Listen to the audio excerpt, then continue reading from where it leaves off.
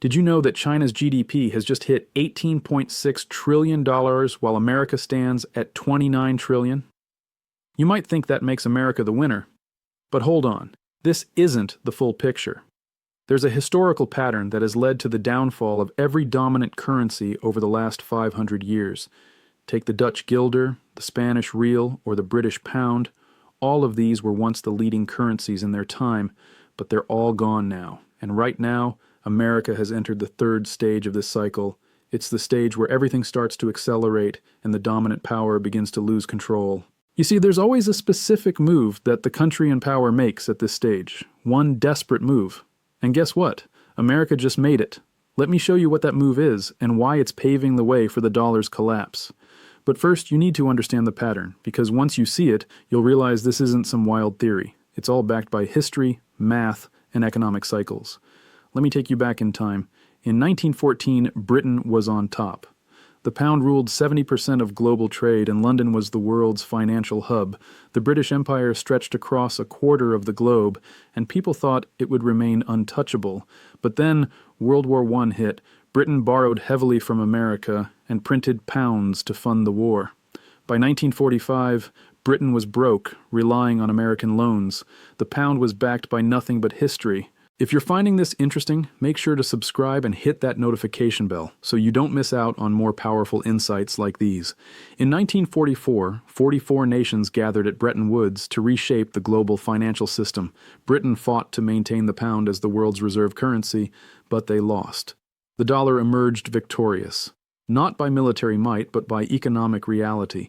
America had the factories, the production, and the gold reserves. It was the real economic power. The transition from the pound to the dollar took 30 years, slow but unstoppable. By 1950, the pound was a shadow of its former self, a regional currency, and America had claimed its spot as the dominant global power. The transition followed a specific pattern, 4 stages that have been repeated throughout history, from the Dutch guilder in 1780 to the Spanish real in 1700, and now America is following the exact same trajectory. Stage 1. Foundation. The dominant economy builds real wealth, factories, goods, gold, production capacity. From 1945 to 1970, America was the world's manufacturing giant, producing half of global GDP. It controlled 70% of the world's gold reserves. The dollar was backed by real goods and value. Stage 2. Currency dominance.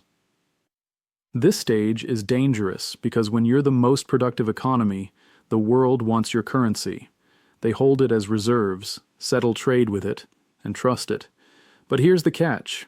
When you realize you can print more of your currency without having to produce more, you start running deficits. That's exactly what happened in 1971 when Nixon closed the gold window, and the dollar was no longer backed by gold but by trust, promises, and military power. From 1976 onward, America has had trade deficits every single year. Manufacturing dropped from 30% of GDP to just 11%. But America kept spending, kept printing, and the world still accepted the dollar. The national debt soared from $1 trillion in 1980 to $36 trillion today. That's a 36 times increase in just 43 years. Stay with me, and make sure you're subscribed for more analysis on how these economic shifts affect you. You won't want to miss the next part. But this is where things get tricky. Stage 3 is the crisis of overextension. This is where we are today. At this stage, the math just doesn't add up anymore. The dollar is backed by nothing, while a rising power like China is building real production capacity, factories, infrastructure, and wealth. Smart money starts moving, and nations start diversifying their reserves. The real turning point comes when the dominant power panics. They can't let their currency lose status, so they use it as a weapon, sanctioning rivals, freezing assets, and using financial access as political leverage. But this is the fatal mistake. It sends a message to every nation holding the currency. Your wealth isn't safe anymore. In 2022, America froze $300 billion in Russian reserves overnight. That sent shockwaves through every central bank on Earth. Now, countries like China, India, Saudi Arabia, and Brazil are hedging their bets. They're building alternative payment systems and settling trade in currencies other than the dollar. In 2023, China and Russia traded $400 billion worth of goods using the yuan and rubles. This is just the beginning of a significant shift in global trade and finance. Saudi Arabia is now accepting the yuan for oil. Brazil and China have shifted to trading in their own currencies. Central banks are purchasing gold at an extraordinary rate, 1,000 tons in 2023, the highest in 50 years. Why? Because gold cannot be frozen and it isn't tied to anyone else's liabilities. The process of de-dollarization is not a mere idea. It's real, measurable, and moving quickly. And here's what makes this terrifying. China's GDP just hit $18.6 trillion, growing at 5% annually. Meanwhile, America's at $29 trillion, growing at just 2.5%. Do the math. China is set to overtake America by 2035, maybe even sooner. But that's not even the real story. The real story is production. China manufactures 30% of global goods. America makes just 11%. China produces more steel than the rest of the world combined, more solar panels, more electric vehicles, and more ships. China graduates 4 times as many engineers as America every year. They file more patents, build more infrastructure, and invest 40% of GDP into production. America only invests 20%. This is stage 1 behavior, building, producing, and accumulating real capacity. Meanwhile, America is stuck in stage 2 behavior, consuming, printing money, and financializing its economy. Now, America is deep in a debt spiral, $36 trillion in debt and $900 billion in annual interest payments. That's more than the defense budget, the second largest line item in the federal budget. And it's only growing because they can't stop spending on things like Social Security, Medicare, defense, and infrastructure, so they borrow more, which means higher interest payments. And higher interest payments mean more borrowing. There are only 2 ways out, default or inflate.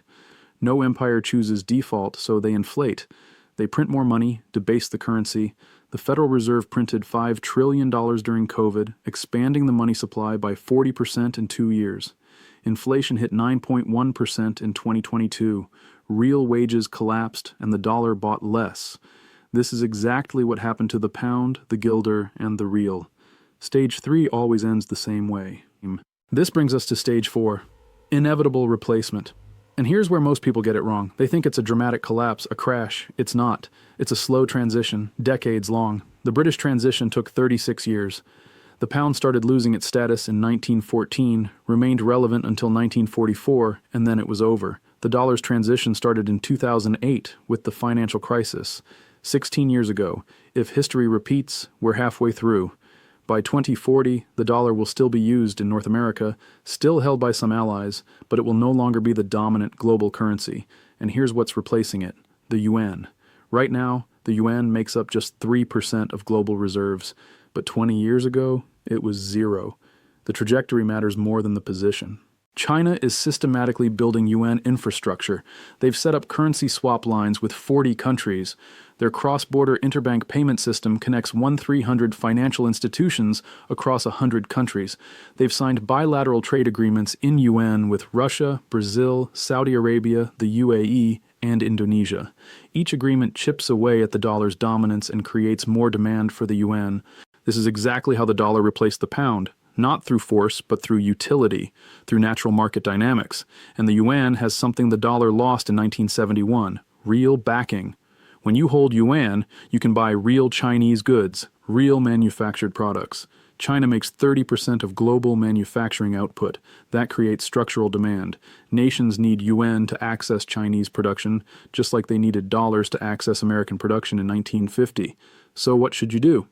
Understanding this is just the first step. You need to position yourself before stage 4 accelerates. First, audit your dollar exposure. How much of your wealth is in dollars or dollar-denominated assets? If you're 100% dollar-denominated, you're maximally exposed to this transition. Second, diversify your currencies. This isn't about speculation. It's strategic diversification.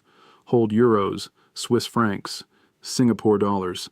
Allocate 10-20% of liquid assets to non-dollar currencies. Spread the risk.